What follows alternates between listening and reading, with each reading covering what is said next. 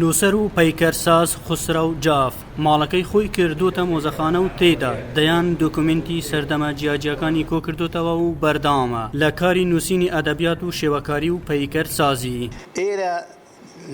دیکۆمنتی زۆر تیادایە لەبەرەوەی من لە بنەماڵەیەکی گەلێک کۆنم نزیکەی 600 ساڵ بنەماڵە ماوەیشە دیکۆمنتەکانی ئەو وێنانەی کە دەیبینی هی باو باپیرەکان و دیکۆمنتی گەورەم هەیە دەربارەی وڵاتانی حتایی زمانی سەفەوی و هی قاجاری و هی عوسمانی دیکۆمنتێکی نووسرا و دیکۆمنتێکی مەسائلێکی دیکۆریشن و هەروەها بڕێک توحافیاتی هی وڵاتان و هی ناو خۆمانیشە ئیزافە بۆ ئەو پەیکەرانەی کە دەیبینی ئەوانە هەر هەمووی خۆم دروستم کردوون پەیکەری ئەو پەیکەرانی کە ئێستا ڕەنگە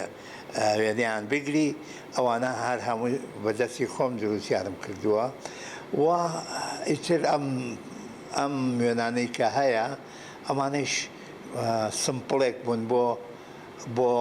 مۆنیمنتی شەهیدانی کوردستان دروستم کردوون. لە بەشێکی مۆزەخانەکەیدا پەرتووکخانەیەکی داناوە و دەڵێت 8 پەرتووکی جۆراوجۆری نووسیوە. 8 کتێبم نووسیوە ئێستش کۆمەڵی کتێبم ناردە بۆ چاپ لەژێر چاپایە تقریبان 7 کتێبن و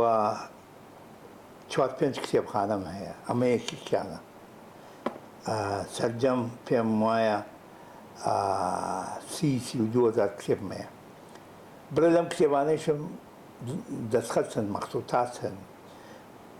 ئێستا پیشانت دەدەم مەسەڵەن کتێبم هەیە دەربارەی بلاکمەجی ساحلی ڕەش ئەوە 560 ساڵ تەمەنێتی.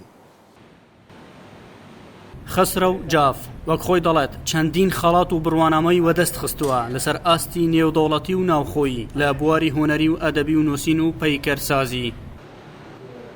لە ڕاستیدا ئەمانە خەڵاتن خەڵاتی دکتۆرای فەخری زانکۆی کامپریژم پێدراوە ئەوەتانێ دوایی دەتوانی تەسویری بکەیت و هەروەها خەڵاتی ئەکادیمی ئەمریکی لە قاهرە هەروەها خەڵاتی 2016 یەکێتی ئەوروپا بۆ ئەدەب و هونەر ئەوەش ئەوەیە لەوێ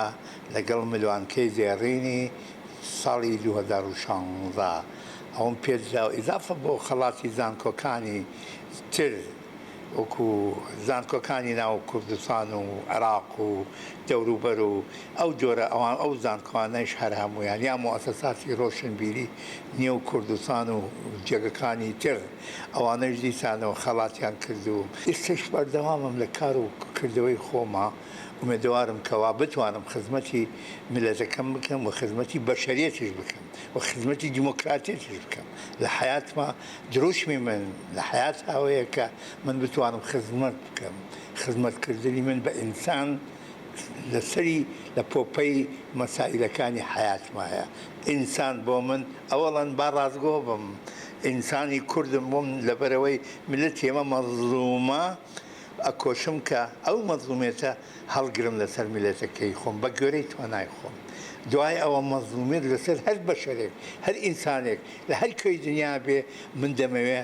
ئەگەر بتوانم بە گوێرەی ئیمکانیاتی خۆم و توانای خۆم بتوانم ئەو مەظلومێتە ڕەفع بکەم معنایەوەیە من شەهادەیەکی ترم دەستکەوتووە خەڵاتێکی تر کراوە. ئەحمەد جەباری دەنگی ئەمریکا هەولێر.